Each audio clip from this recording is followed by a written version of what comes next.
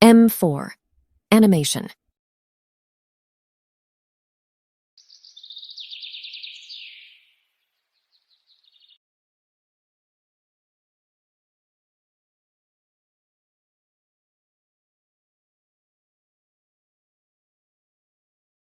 एक छोटा सा गांव था जहां दो दोस्त रहा करते थे। एक का नाम था मोहन और दूसरे का नाम था श्यामू। दोनों हमेशा साथ ही रहते थे। दोनों बहुत गरीब थे और उनके पास कोई काम धंधा भी नहीं था। एक दिन दोनों काम की तलाश में दूसरे गांव जा रहे थे। दूसरे गांव का रास्ता घना जंगल से होकर गुजरता था। जंगल में एक दूसरे से बातें करते हुए चले जा रहे थे। मोहन, गांव में कुछ काम नहीं मिल रहा है। लगता है मंदी कुछ ज्यादा ही आ गई है। हाँ श्यामू, ठीक कह रहा है तू। गांव में कुछ काम धंधा नहीं है। मोहन, अब तो फिर एक ही रास्ता रह गया है। कौन सा रास्ता श्यामू भाई?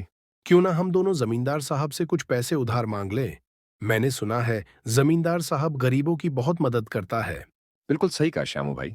श्यामू ने इतना कहा ही था कि तभी उसकी नजर जंगल में एक महल पर पड़ी, जो कि अब खंडर हो चुका था। अरे, इतना बड़ा महल! आखिर ये महल है किसका? यहां से जल्दी जल्दी चलो श्यामू भाई। मुझे तो लगता है ये भूतिया महल है। देख भाई मोहन, हम दोनों बहुत ही ज्यादा गरीब हैं और हमारे सामने ये पुराना महल है। भले ही पुराना है, परंतु मुझे विश्वास है कि इसके अंदर कुछ न कुछ तो ऐसा मिल ही जाएगा जिससे बेचकर हम धन कमा सकेंगे। श्यामू की बात सुनकर मोहन के अंदर का लालच जाग उठा। वैसे तो मैं कभी इस खंडर महल के अंदर नहीं जाता, लेकिन तुम्हारी बातें सुनकर मेरे अंदर भी लालच पैदा हो गया है। चलो अंदर चलते हैं। दोनों महल के अंदर की ओर चले गए। अंदर जाते ही उनकी नजर एक सुंदर मूर्ति पर पड़ी। श्यामू भाई, ये तो किसी रानी की मूर्ति है। बिल्कुल सही कहा। इसका मतलब ये महल किसी राजा का नहीं बल्कि रानी का होगा। वह दोनों बात कर ही रहे थे कि तभी उन दोनों के सामने एक कौवा आकर बैठ गया। तभी वो कौवा इंसानी आवाज में बोला, तुम दोनों को मुझसे डरने की कोई आवश्यकता नहीं है। मैं जानता हूँ कि तुम दोनों अपना जीवन बहुत ही गरीबी से व्यतीत कर रहे हो। तुम्हारे यहाँ पर कभी दोपहर का भोजन बनता है तो कभी रात का, और तुम्हारी बीवी बच्चे कभी पेट भर भोजन नहीं कर पाते। तुम हमारे बारे में इतना कैसे जानते हो? मैं बहुत कुछ जानता हूँ। अगर तुम चाहो तो मैं तुम दोनों को धनवान बना सकता हूँ, लेकिन तुम्हें मेरा एक काम करना होगा। कैसा काम? तुम दोनों को राजमहल में जाना होगा। वहां से तुम दोनों को एक ताबीज चुरा के लाना होगा। तुम जानते भी हो तुम क्या मांग रहे हो? हम ये काम कैसे कर सकते हैं? अगर तुम दोनों मेरा ये काम कर दो, बस तुम्हारे पास इतना सारा धन होगा कि गरीबी क्या होती है तुम्हारे आने वाली पीढ़ियां भी भूल जाएगी। पर वो ताबीज कहाँ पर मिलेगा? उसका ठिकाना बता दो तो थोड़ा सरल हो जाएगा काम करने में। वो ताबिज राजा के शयन कक्ष में तकिए के नीचे है। ठीक है, हमें 3 दिन का वक्त दे दो, हम ये काम करके लाएंगे। ठीक है, अब तुम दोनों जा सकते हो। मोहन और श्यामू उस महल से बाहर निकल आए और सीधे अपने घर पर आ गए। श्यामू का घबराया हुआ चेहरा देखकर उसकी पत्नी उससे बोली, क्या बात है जी? आपके चेहरे पर चिंता क्यों झलक रही है? और आप इतने घबराए हुए क्यों हैं? श्यामू अपनी पत्नी को सारी घटना बताता है।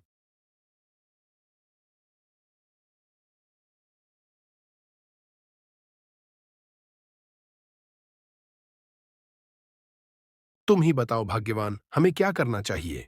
उस महल में चोरी नहीं नहीं, मैं आपको ये काम नहीं करने दूंगी। आखिर हम कब तक गरीबी में अपना जीवन व्यतीत करते रहेंगे? कब तक हमें भूखे पेट सोते रहना होगा? तो क्या इसके लिए तुम राजा का ताबीज चुराओगे? पता नहीं वो कौआ ताबीज के साथ क्या करेगा। मुझे तो बहुत डर लग रहा है। अरे, हमारे पास तो भोजन तक के लिए धन नहीं है। हम कब तक गरीबी में जीवन गुजारेंगे भाग्यवान? श्यामू की बात सुनकर उसकी पत्नी चुप हो गई। सच तो ये था कि श्यामू की पत्नी के अंदर भी लालच जाग उठा था।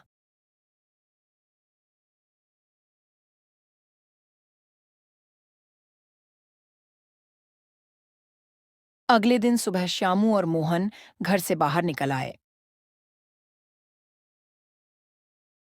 मोहन भाई, हमारी पत्नियां तो बड़ी आसानी से तैयार हो गईं, लेकिन हम दोनों ताबीज को चुराएंगे कैसे? चिंता मत करो श्यामू भाई। मेरी पत्नी बता रही थी कि राजा और उनके सैनिक दोपहर में जंगल जाने वाले हैं शिकार करने। तब पूरा महल खाली रहेगा। उस दौरान हम ताबीज को चुरा लेंगे। अरे मोहन, ये तो बड़ी अच्छी खबर है। हमारा काम और आसान हो जाएगा। अब हमें कोई खतरा नहीं है। श्यामू और मोहन बातें करते करते राजमहल की ओर निकल पड़े।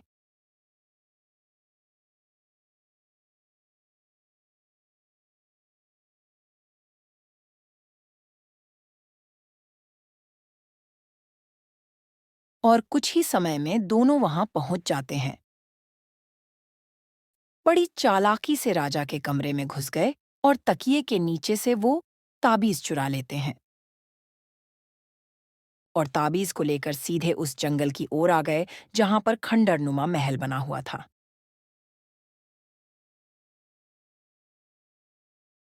वो दोनों जैसे ही उस महल के अंदर घुसे, तभी वो कुआं उड़ता हुआ उन दोनों के सामने बैठ गया। मुझे विश्वास था कि तुम दोनों ये काम करके लाओगे। हमने तुम्हारा काम कर दिया, अब तुम हमारा काम करो। हाँ, हमें उस खजाने का पता बताओ। मोहन ने इतना कहा ही था कि तभी उस कौवे ने अपने मुंह से एक पत्थर निकाल दिया। वो पत्थर जगमगा रहा था। इस पत्थर को उठा लो। रात के समय ये पत्थर अपनी जगमगाती हुई किरणों से तुम दोनों को उस सोने की खदान का दिशा बताएगा।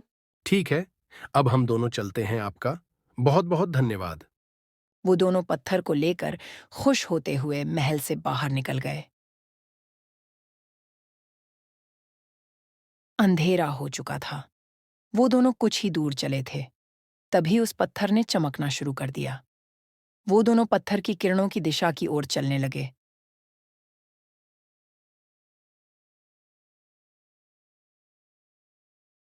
कुछ समय चलते ही दोनों को सोने की खदान मिल जाती है। अरे वाह श्यामू, हम तो धनवान हो गए। अरे मोहन, इतना सोना तो मैंने कभी सपने में भी नहीं देखा।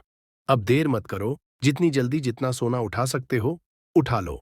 वो दोनों ढेर सारा सोना उठाकर सीधा अपने घर की ओर ले गए। इतना सारा